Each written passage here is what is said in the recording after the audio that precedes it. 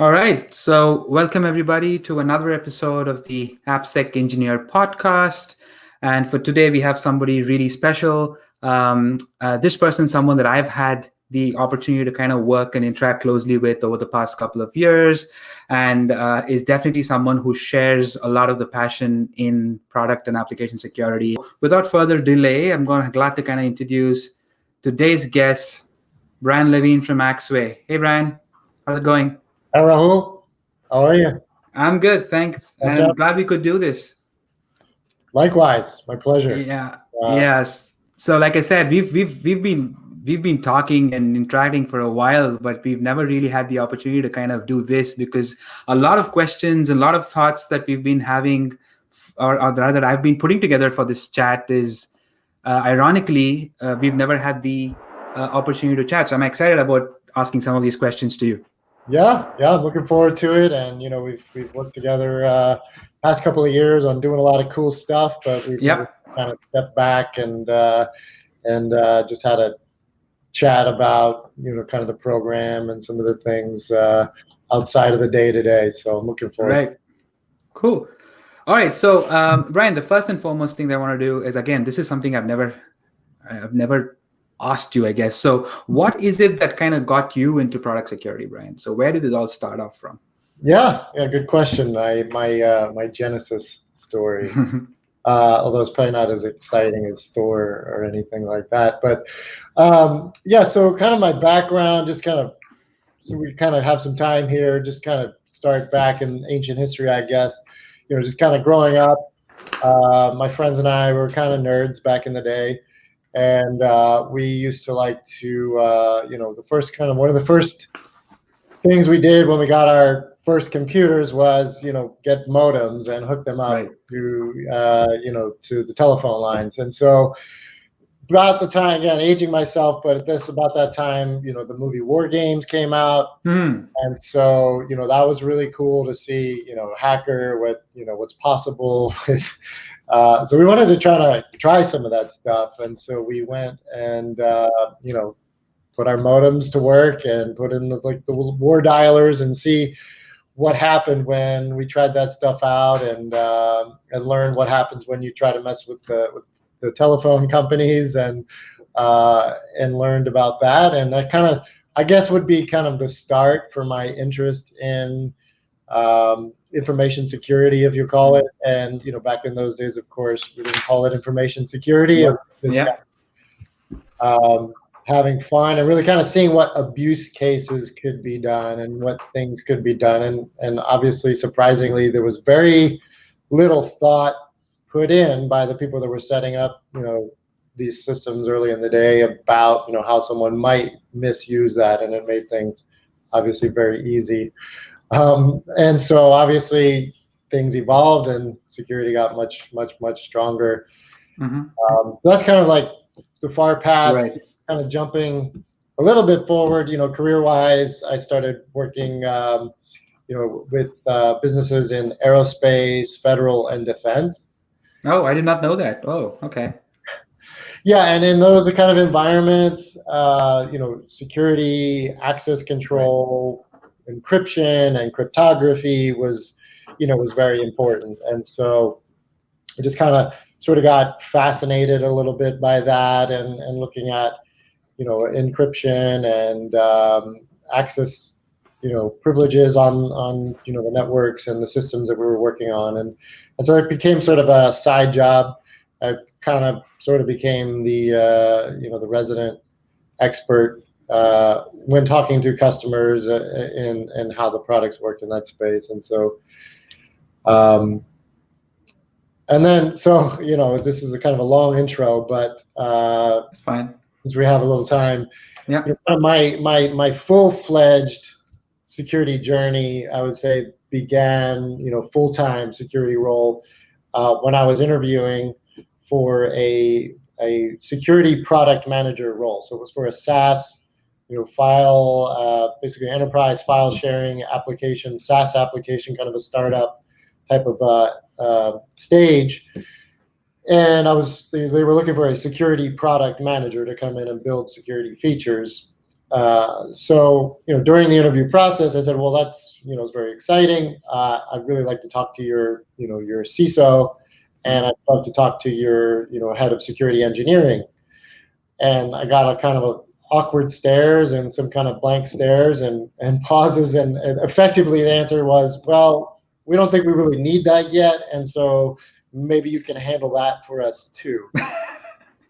And so, it kind of started there as a trial by fire, playing the role Right. of, security officer, security product manager, and security engineering architect, all rolled into one. And it's been kind of gangbusters since that. Since then, interestingly, what's interesting with that transition is it's very close to heart in terms of in terms of the progressions that probably I have had in the career as well, or even in terms of the progressions that B45 has had, because it was never application security back then, right? It was always cybersecurity, it was information security, and then you kind of got into application security. Yeah. And talking about motivations of for security, I think compliance has probably been the first stick that teams have ever had in terms of taking security seriously, to a large extent even today. But I think thankfully we've moved to a time where it's not just compliance. There's a lot of proactive involvement in including security. But I know that you've kind of handled not just in Axway, I'm sure in your previous experiences as well, in terms of managing compliance and security. So how do you kind of see that balance, Brian? I mean, do you see like a shift in that perspective of compliance being the first step towards security, or is that a thing of the past and what people, all of them understand? Yeah, no, it's a great way to put it. And it's also interesting in terms of how you guys have evolved in your business from doing kind of the security audits and security frameworks, and now obviously much more focused on the AppSec.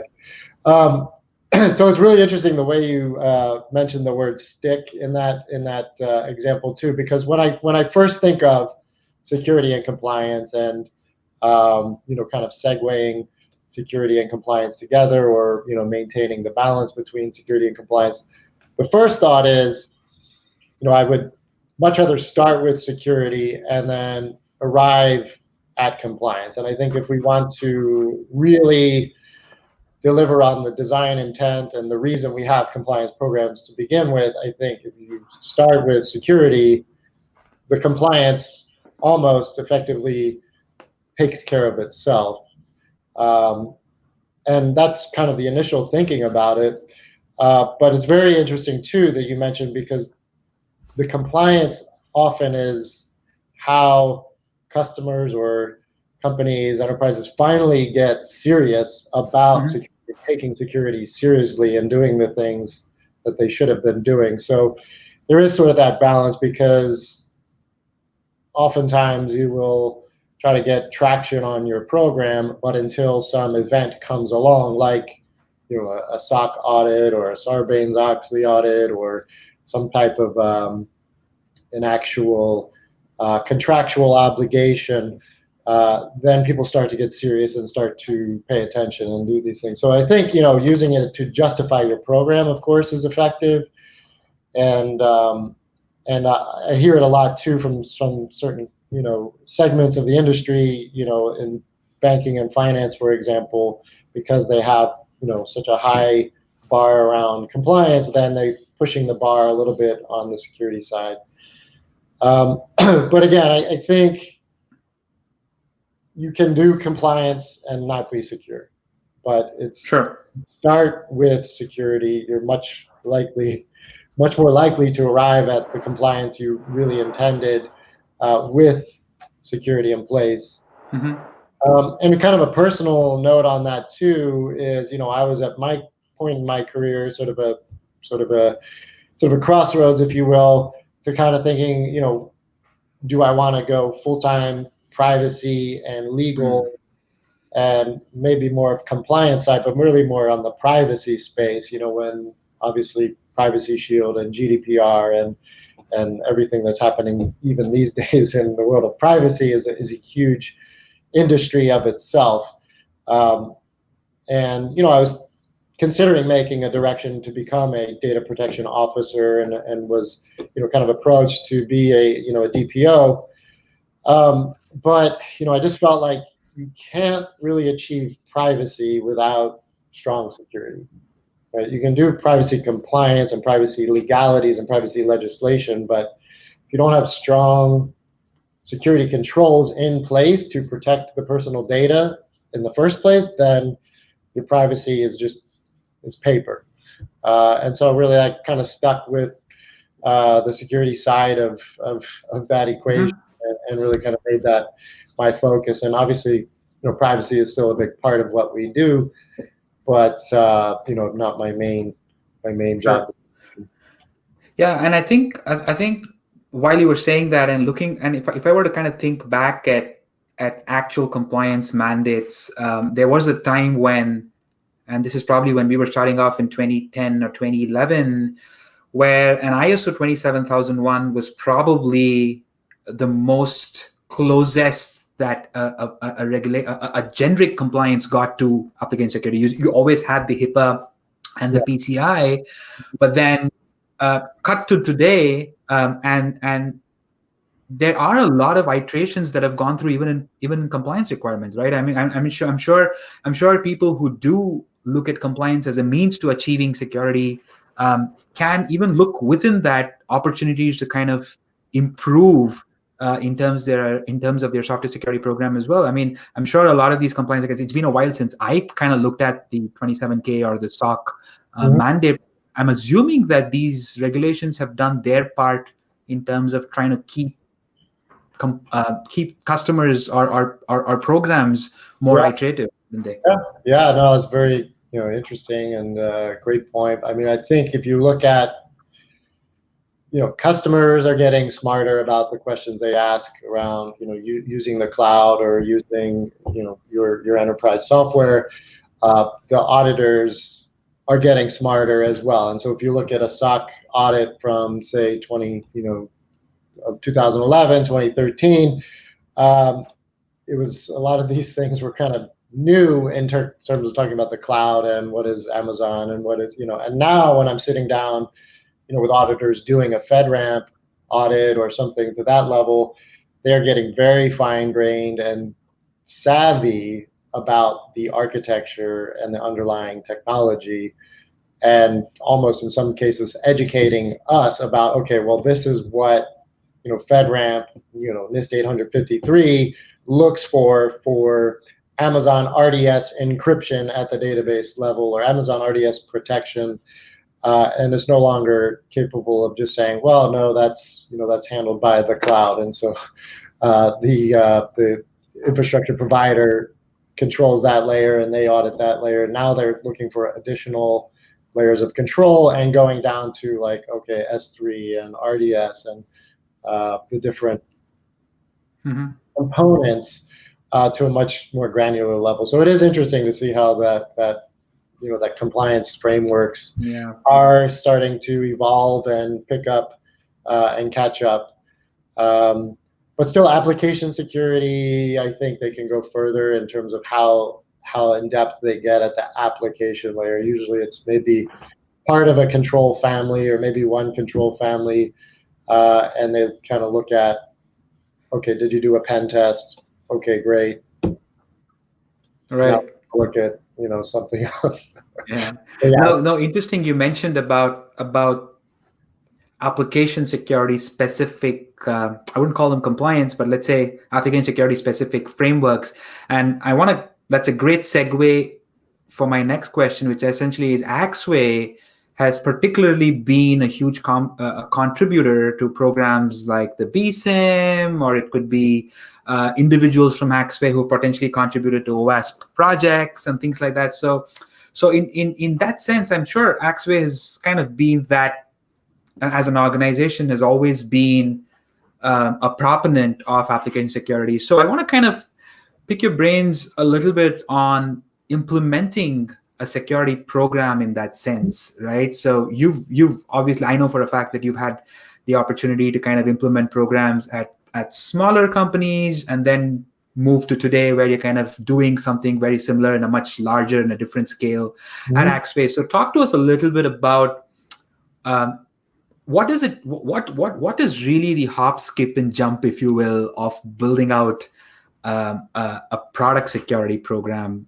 And as much as you could kind of tell us about Axway, that's great. But even without that, I just want to understand what would be your opinion of having done something like build this out from, like they say, womb to tomb, if you will. Yeah. It was a great question. A good bone to chew on. Yeah. So yeah, I mean, I think I love the way you kind of segued into that too, in terms of, we were talking about compliance frameworks, and I think when you look at what's out there, NIST and ISO and things like that, they kind of just sort of barely scratch the surface in some places on AppSec.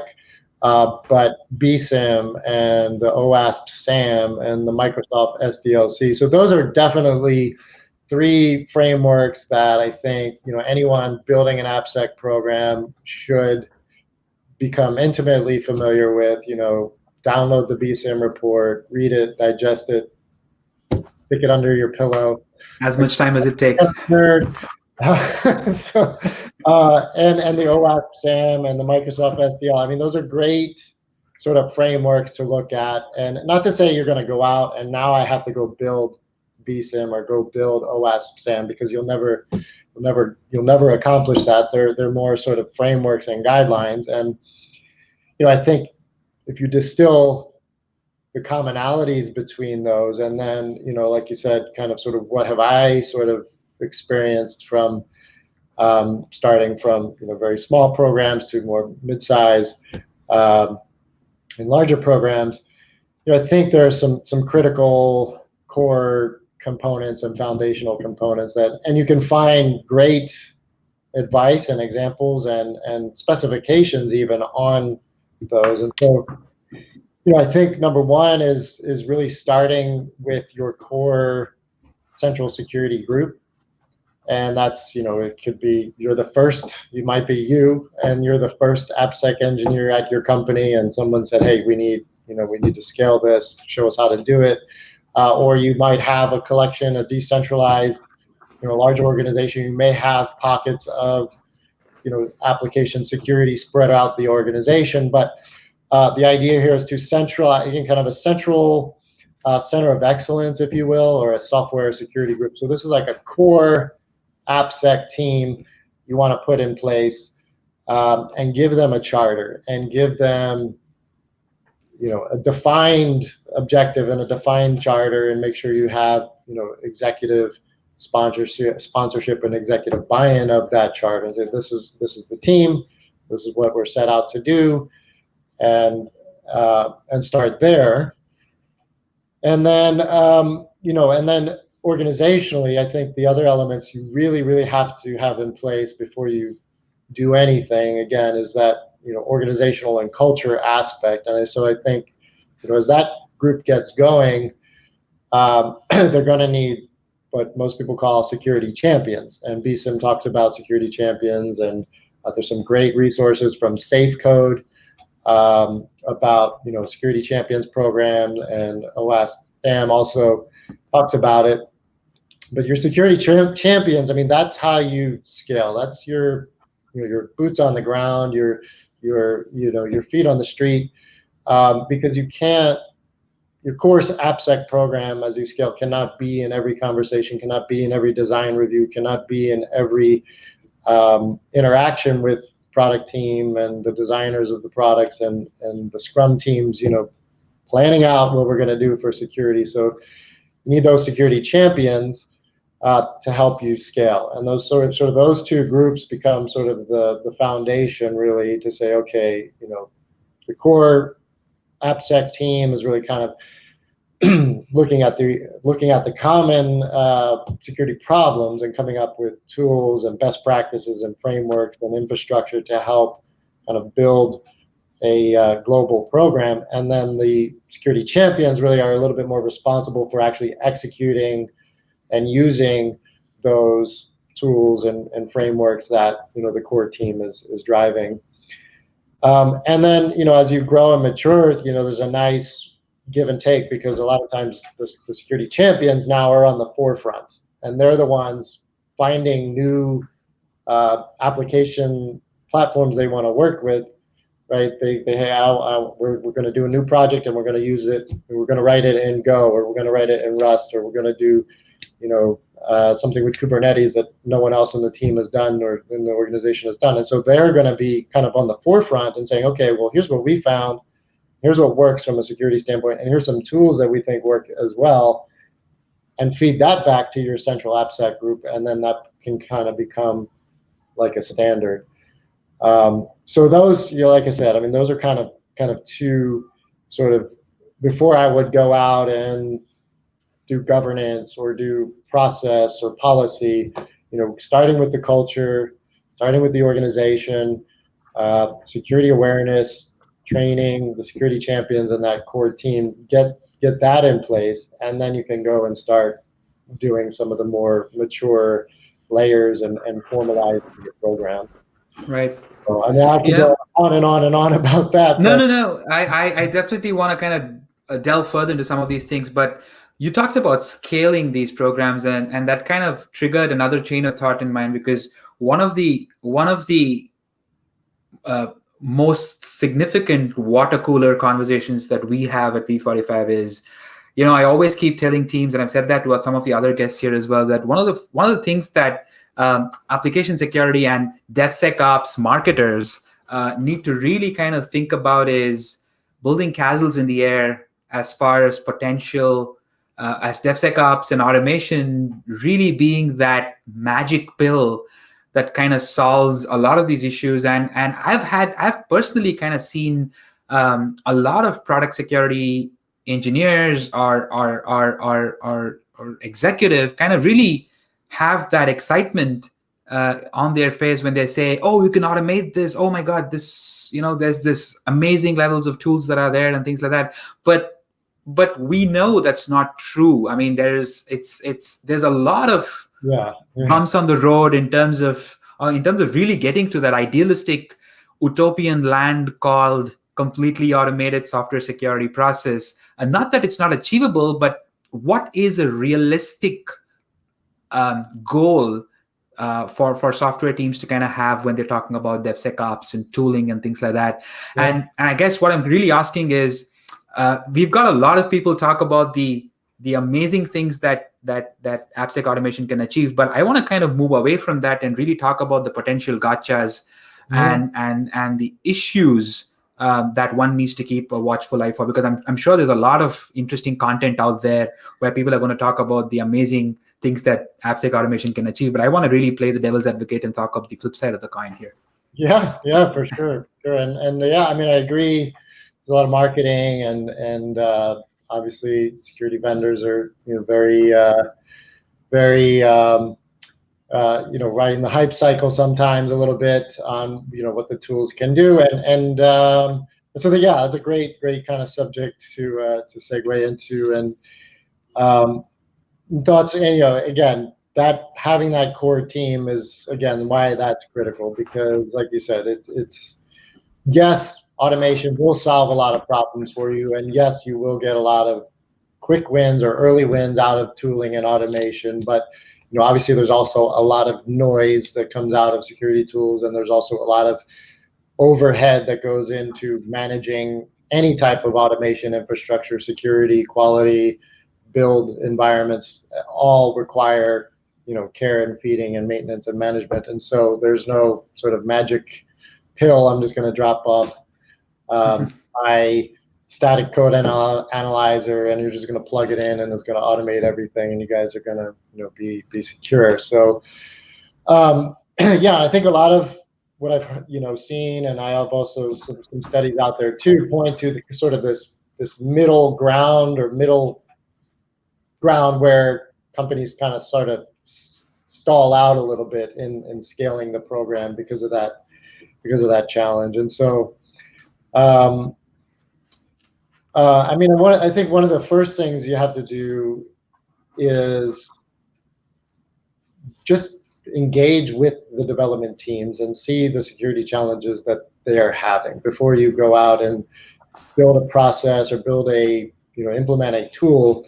You kind of want to coexist and work side by side and make sure, obviously what the whole DevSecOps mission and mentality gets right is that it's really not about, oh, the security team does that and that's something that the security team does, or security is something we do after we release, or at the end of the life cycle, then we'll do all our security tests. And so, the DevOps mindset or DevSecOps mindset is kind of ingraining security in every step of that, SDLC life cycle, and every step of the DevOps life cycle. There's some level of security procedure or security tool or security process. I have a pretty good graphic on that. I don't know, maybe we can share it after and you can pop it in here.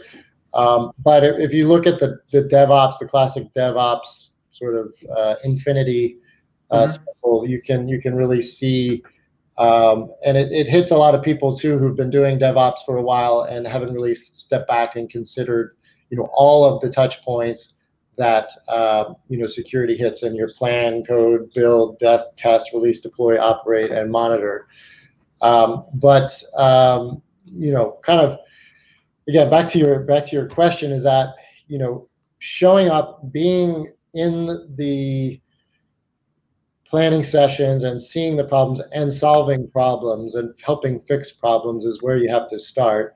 But then ingraining that mindset that until everyone is starting to take some ownership of their piece and taking some ownership of fixing the security issues that are identified, or helping maintain the tooling and the infrastructure. Because if you say, oh, that's a security thing, that's the security champion's job, or that's the security team's job to maintain the tools, well then, your strongest application security engineers now are not doing application security work. They're managing Jenkins, or they're managing, tools. And that's, that stuff is obviously important, and you need people that know, site reliability engineering and tools automation, and that's a specialty, and you want to, use your specialists and team members and use your AppSec team for application security and not tooling. And so that's really that shifting a little bit to say, okay, security isn't something that just the security team does, and security isn't something that the security champion is responsible for, and kind of relieving some of that burden when it comes to tools and automation. And so I think that's critical, definitely part of that equation. And so I don't know if I completely answered your question about DevSecOps and tooling, but yeah, I can definitely go further and I think there was a lot of insights in there, and that's really the beauty of DevSecOps and AppSec. I think that's really the beauty of AppSec being not a one size fits all. And we've discussed this many times. It's never going to be that the challenges for Axway, for example, is going to be the same as, let's say, the challenges for another company that's like Axway, even in the same domain, because you're really kind of talking about multiple variables, not just in terms of the business model, which is on the business side, but even when you look at the tech stack, it could be the kind of developers that work there, the architecture, and whatnot. So I'm sure if application security is not a one size fits all, so therefore the challenges as well are quite kind of unique.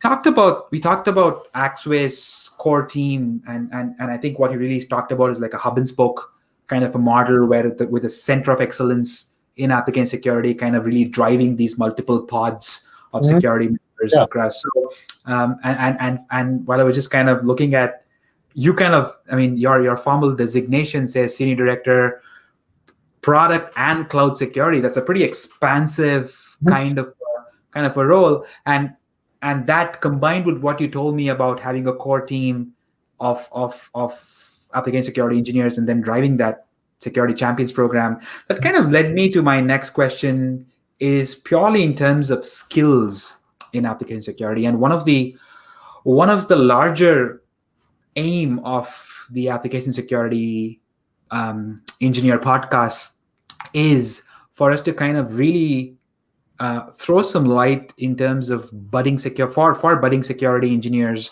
Yeah. or for anybody who's kind of building out an AppSec program, or somebody who wants to get into AppSec or scale themselves up to the next level in AppSec, is kind of give them insights from practitioners and executives such as yours.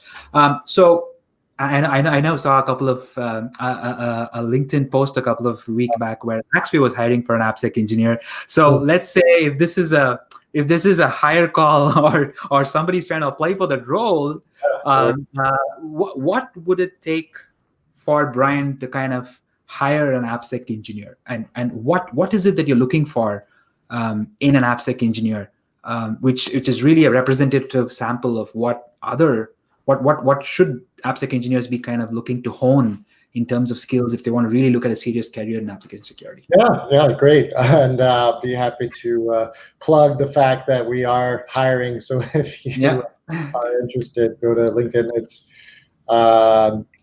we're in October right now, so depending on when you're watching this, hopefully, it may be open or openings. But before I kind of get into that, I want to sort of kind of, to your last point and to this point, put some context around our program, because I don't think I kind of introduced that. I mean, our sort of security program and environment at Axway, we have a sort of global R&D organization. So we have 7 R&D sites, geographically, throughout, I guess we're on probably 4 different continents. And about 600 developers in the R&D and organization, and about 150 products and cloud services in our catalog. So if you're going to the Axway store and you want to buy an Axway product, we have 150 licensable products. And so we're talking about a very diverse developer community, and which is, again, some context for when we talk about scale and solving some of these problems. If you're a monolith and a small, shop, and your whole code base and your whole stack is, one code base and one stack, and some things might be a little bit more, you might not need some of those things in terms of scaling, but as soon as you start to mushroom out into new stacks, new products, new platforms, more sites, more developers, then that's kind of where that scale plays in, and especially the reason you need that kind of organization because there is no sort of one size fits all. Okay, we're just going to say, everyone, this is how you do data input cleansing for Ruby, and so now we're secure. And it's no, because we're supporting Go, Rust, Java, C, Kotlin, Ruby, Python, and 12 other languages, and whatever language comes up tomorrow, our AppSec team is going to have to roll with that and adopt it. And so, it's kind of context, and also kind of, I guess, a good segue too to the what are we looking for. And I'm sure some of the stuff I'll start with are the basic stuff that you would see on pretty much any AppSec job description. So obviously we want people that have depth in several of the core application security domains, and that can be just kind of spitballing cryptography or supply chain management, or protocols and SSL and data at rest and data in transit, or you're more core, maybe has a developer background. Somebody who actually has written code and been a developer is also obviously a strong thing to have, especially when sitting down with developers and explaining why something is exploitable. If you can look at the code or explain to them in the code, obviously that's a plus. So it depends on the personas as well. I'm not saying you have to be a developer. If you don't have that developer background, maybe you're a strong security architect, or maybe you have a strong architecture mindset and just kind of looking at the bigger picture and how different pieces of the system fit together in more of a threat modeling fashion. And you can sit down with a team and do a threat model, and sit down with a new application or existing infrastructure and just model it out and say, okay, well, where are the weak points and the potential attack points, and what can we do about protecting those. So those are, it's a little bit different persona, and also something, of course, we look for. And then I think, what you don't see in a lot of the job descriptions, and what I think make people successful in the role is really that having some, communication skills. It sounds maybe a little obvious, but communication skills, having that flexibility and the almost consultant or teacher mentality and patience, right, to sit down and really be patient with someone, and be patient with a development team and a group to walk them through it. Security is not everyone's job. Everyone doesn't care about security. Some people hate security, and so when you sit down and you want to explain something to them, you have to be patient. You have to be very patient. And communication skills, of course. I mean, when I talked about, we have 4 or 5 different languages spoken in our company, so not everyone. Not just the programming ones. Yeah, not just the programming language.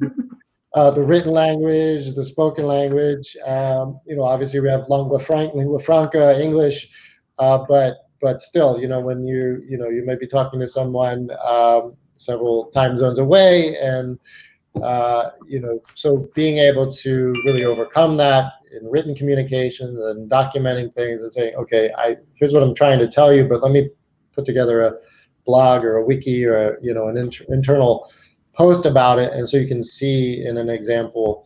And so those communication skills, like I said, are not something that you might see written strongly into the job description. Right. I think that's key, and it comes through in the interviewing, and it comes through when you hit the ground in the job. And now we assume you have a lot of the technical competency and all that technical ability. It's now how can you use it? And one of the other things we would look for, of course, is what results have you gotten in your past roles? Talking about security vulnerabilities, et cetera, but what have you done to fix security issues? How have you resolved security challenges? And that's, obviously the ultimate goal of our role and the reason that we exist. It's not just to find security weaknesses and tell people, how ugly their baby is, and all the security weaknesses they have. It's what have you done about it? How have you help people stop making those mistakes? How have you helped people fix those mistakes? And so, when we're hiring, definitely looking at the results they've gotten in their past roles, and certainly you want to highlight that, during the interview process and say, okay, let me tell you about a time when we, did a CTF and trained the organization on, these vulnerabilities and how they were able to use that in their own products and things like that. And so, again, those are some ideas. Yeah. And some general. No, I love the fact that you mentioned, somewhere in that last 3 or 4 minutes, you mentioned a couple of things. You mentioned a development background, and that really gets me exciting because, and this is something I do with all my guests, right? Because I while I might be really passionate about a particular opinion of mine, I always want to kind of validate that with practitioners to see whether we're on the same line. Now, it's our personal belief here, V45, and mine as well, and that's something I have in a lot of my presentations, is might sound redundant for people who are listening to this again, but anyway. So we were in a time a couple of years ago where security engineers were just going out there and saying, hey, developers, you need to understand security. Hey, QA guy, you need to understand security. Hey, DevOps guy, you need to understand security. I think cut to 2020, these guys are going to come back and say, hey, security guy, you need to understand how to code. Yeah. Right? You need to get code. And this is something that I think fundamentally kind of is that line and that chatter I see is very fundamental to building up an application security program. And the reason I say that is, and I'm really looking for, I really want your honest opinion here, is because how important do you think, do you think is for an application security engineer to understand code? And I'm happy if you could kind of debunk some of those myths that I might have or the team might have. I'm still kind of yet to meet someone who's going to completely disagree with that, because I kind of see that a lot of them have a lot of value. Yeah, I mean, number one, 100% I agree. The more you understand about the code, or how to write software, how to develop software, it's going to permeate into various aspects of the role. Number one, like you said, sitting down with the developer and explaining to them why something is a vulnerability. If you understand the code, you're going to be able to explain it, and you're going to be credible, versus if you're in a situation where you don't understand the code, but you ran a static code analyzer and it came back with 20 vulnerabilities that are marked critical, and you're telling someone they have to fix it, and they're saying, no, I don't, because that's not exploitable, that's a false positive. That person might be wrong, they might be right. If you don't understand the code, you have nothing else to go on but what they just told you. So definitely in terms of having those dialogues and conversations, is certainly an asset for you. As well as we touched about in the DevSecOps land, the automation and the integration, and et cetera. At some point, you start building all this stuff out, your tool becomes a production application, right? You can't just bailiwick, something together and hack a little bit of code together, and okay, now my static analysis system talks to my threat correlation engine and spits a ticket out to Jira to go fix something. Well, what happens when people now are relying on that, and then something broke because of the code you wrote to do it? And so, you might not think of it as obviously, but when you're building some of these processes and procedures, being able to write production robust code and robust systems is pretty important. Again, like I said, when you have development teams that are trying to ship and release something to production today, and your tool's broke, and you don't know how it works, you're in trouble. Yeah, and I think even and we talked about sitting down with developers, being patient with them, and really those non-technical skills coming in. And I personally feel one of the biggest advantages of security people understanding code is, at a philosophical level, you're going to be able to strike that conversation and really kind of empathize, I guess, mutually with the development team. You're gonna understand what they're going through. You're probably going to be closer to their tribe if you kind of understand code, right? Otherwise, you're always going to be that person who does not really understand what you're going through as a developer. I think at a philosophical level too, I think understanding and being closer to code in terms of the whole cultural bit of engagement as well. Yeah, I think I don't know if our audio is clicking out. That's me, or no, I can hear you well. Okay. Yeah, I mean, that's a great subject. I think there was another idea you raised there that reminded me of something as well. And it's not just the code itself; it's understanding what it's like to live life as a developer, and what a CI/CD is. If you don't know how continuous integration works, if you don't know how continuous deployment works from the developer's side of it, how do you plug your security process into that? And so, understanding what is how a build works, and understanding how CI/CD works, and then say, okay, here are the points where we're going to put our security tooling into that chain. If you've never lived the life of a developer, then you're definitely coming at it from a weakness, I think, because now you're instituting something in a process that maybe you don't really understand so much, or you haven't had that experience. And so, again, I don't think it's mandatory to be an application security engineer or an AppSec specialist that you have to have a developer background. And obviously, you can be very successful in a security career without being a developer. But it definitely is an asset. And if you have that background, or if you're wondering, should I focus more on it, I would say yes. I mean, it's definitely an asset, and it's going to be core to helping you out.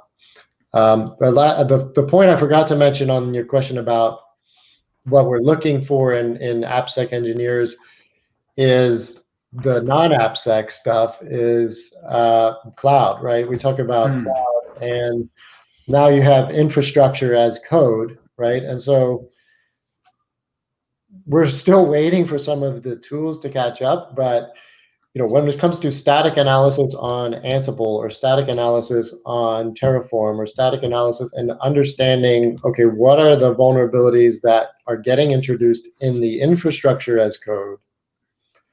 When this thing hits, the cloud layer, when it hits the infrastructure layer, how is that exploitable, or what errors or mistakes might we be making in our infra as code?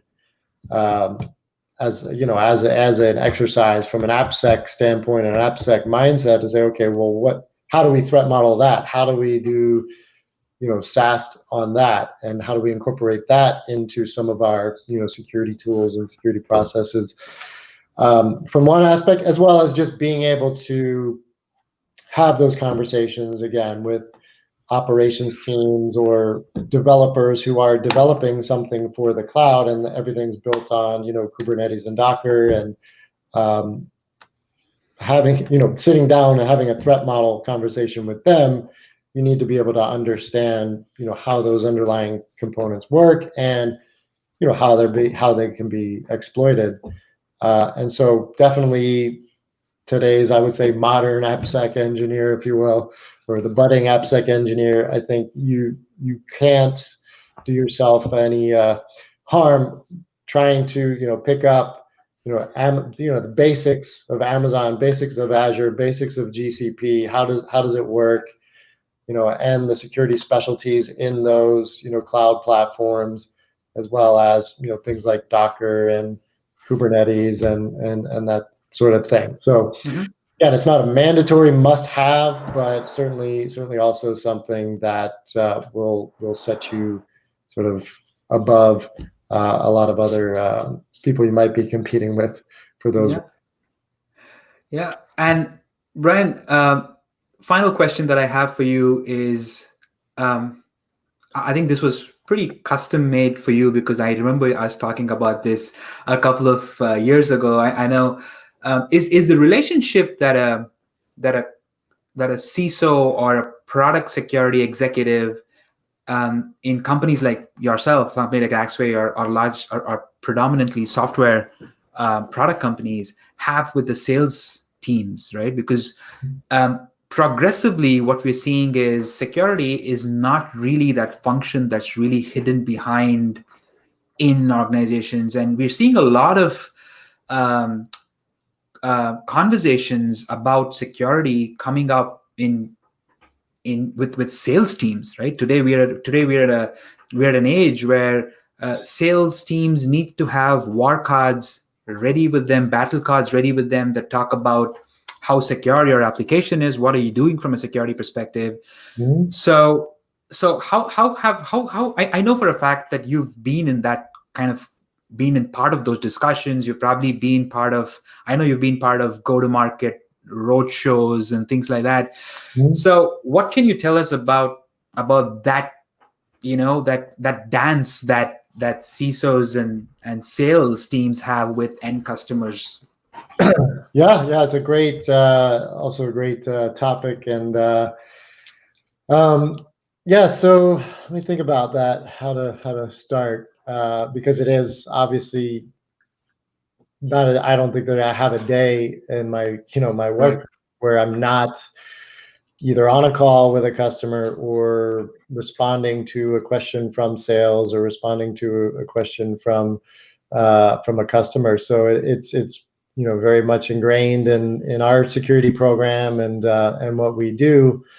I would say, for starters, if you look at, especially, your questions around sales. So if we look at, sales pipeline, right, and the sales cycle, right, and what happens, what's the customer experience from, identifying this is something I want to, maybe this is a vendor or product I'm interested in, to closing the deal.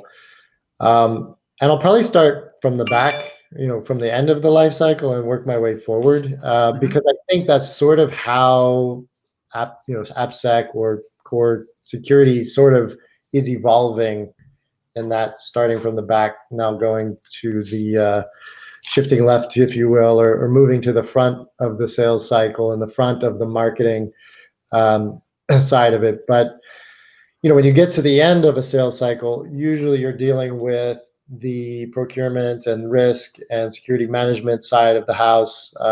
If you're selling to the enterprise, you're going to have somebody who gives you a spreadsheet of 300 questions. I had downloaded the Cloud Security CAIQ, fill it out. I downloaded the SIG, fill it out. And so, starting out, the security program is doing a lot of reactive, right? I got the security questionnaire, and now I have to fill it out and answer all these security questions so that we can close this deal and sign a contract.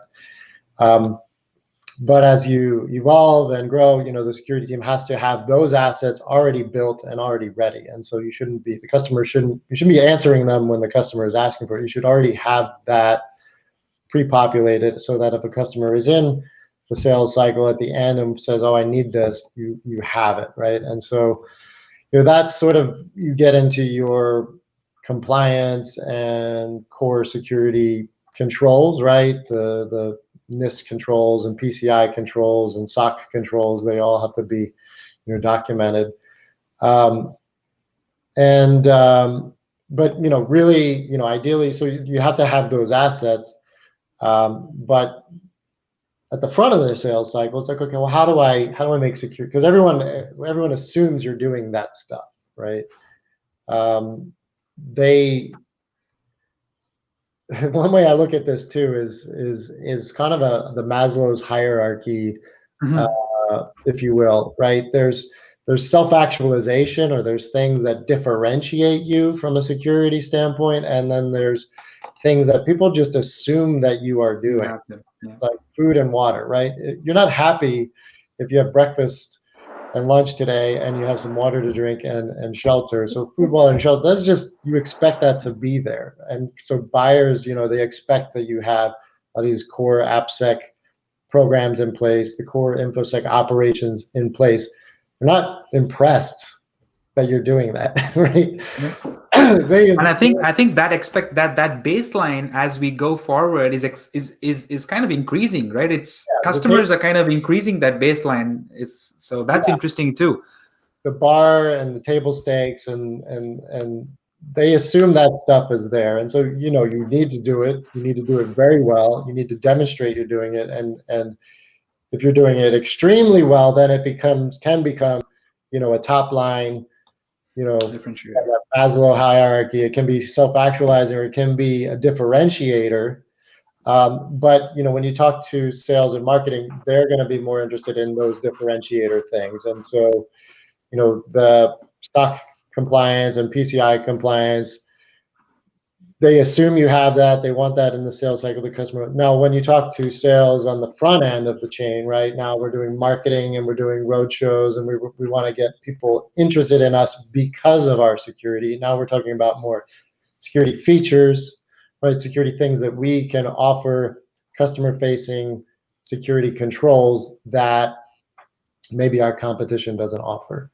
Right, and so in this side, you're talking to sales and marketing, but you also need to be working with your product managers and your developers, or so your development teams and your product managers to say, okay. And we've done this too with some competitive analysis, right? So they'll say, okay, well, how does our product in this category? Here are our 5 competitors in that category. How does our security model and our security features stack up against theirs? And we'll do some analysis and some matrices, and then say, okay, yes, here are actually things that they're doing that we're not, and here are things we can add that they don't have, and then use those again to garner security differentiation and kind of use that as a carrot, right? And say, okay, this is a reason why you want to choose Axway, because we have enhanced controls around privacy, or enhanced controls around encryption, and use those kind of features as your lead-ins. And so that's a big aspect of it, and a big No, interesting. and Very then of interesting. course the white papers and blogs and making assets like that available to describe, okay, we have these advanced data protection controls. Now, how do I put that into a white paper? How do I put that into a webcast or an event like that? And So there are multiple hats. There are multiple hats that a product security head needs to wear these days, right? It's not just looking inward; it's looking outward. It's external interactions, internal interactions. So it's pretty interesting, and that's the reason I knew that I could, throw that question out at you, because I know somewhere in there you'd have those hats that you're wearing. yeah. I mean, the thing too is, and I'm reflecting on probably a conversation I had today, is talking to a customer, and you talk to sometimes there's that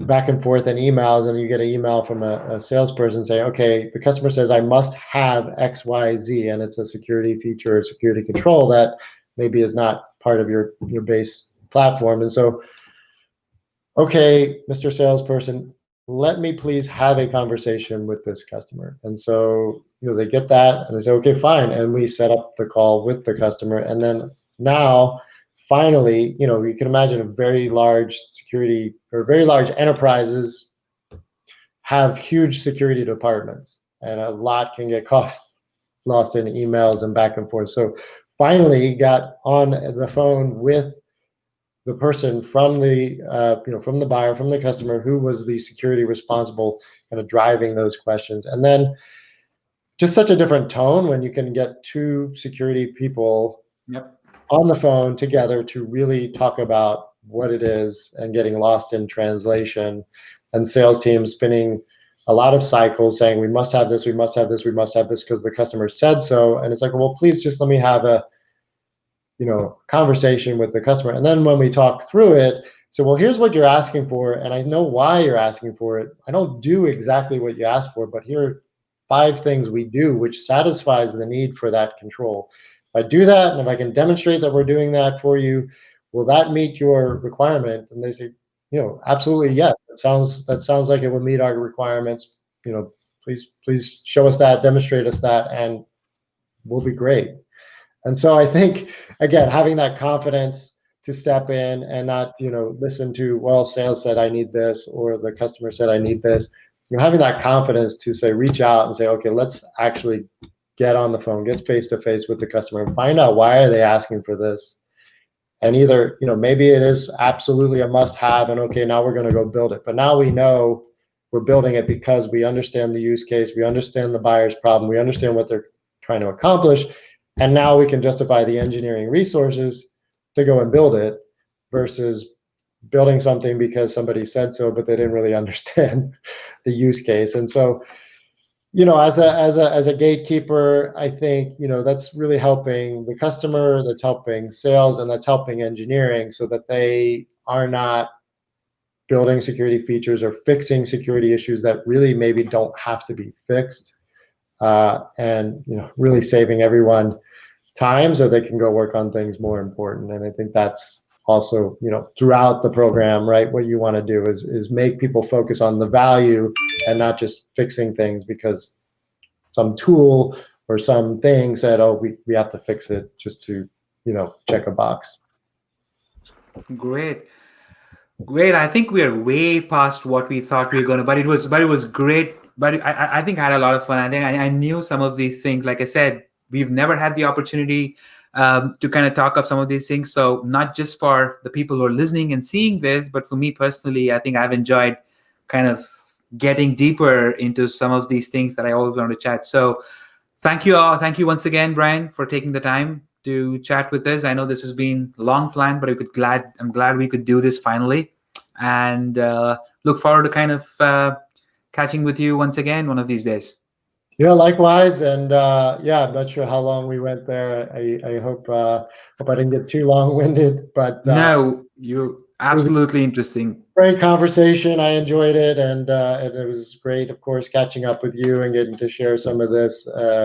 Finally, since we've been working together for a while, but had a chance to sit down like this, so I really enjoyed it. And thanks for setting it up. And best of luck to you guys, and we'll talk to you soon. Thank you so much. Take care.